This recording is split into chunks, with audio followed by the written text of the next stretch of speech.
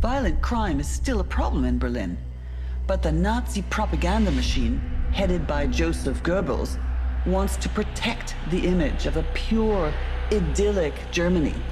Goebbels ensures that any news of the murders is kept out of the press. Detective Lütke is forced to conduct the investigation in secret. He decides to review the case of Gerda Ditter, a woman who was murdered in the garden colony on October 4th, 1940.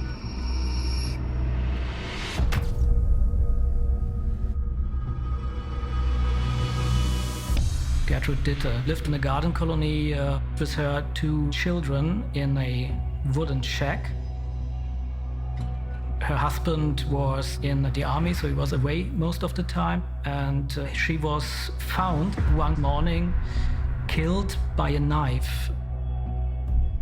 Her husband, who was stationed in military barracks near the city, was interrogated soon after the body was discovered. But he was let go because he was able to prove that he'd been in the barracks during the time of the attack.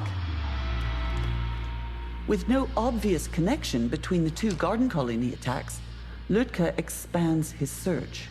A tenacious detective, he's taking an analytical approach to solving the crime. He checked all the older files about murder attempts, about sexual crime attempts and sexual crimes, and they made a map. And when they marked the crime scenes, they found out that the proximity to the S-Bahn tracks and to the railway station Rummelsburg, that is the connecting element. What seemed like random crimes in a bad neighborhood now appears to have a pattern. So next, Lütke looks at the method of attack and realizes that most of the victims have been hit on the head. So he sends his detectives to search the second-class carriage where Elizabeth Bendorf has been attacked, and they find a crucial piece of evidence. Police discovered the length of telephone cabling, which is a length of probably about 18 inches of lead cable, which was used to hit her over the head and would have been very effective as a weapon.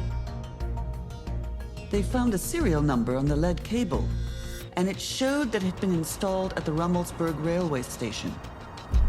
For police, this was another piece of evidence clearly connecting the crimes to the Rummelsburg area. Lütke starts to believe that the S-Bahn killings and the garden colony killings have been carried out by the same person. That a serial killer is stalking Berlin.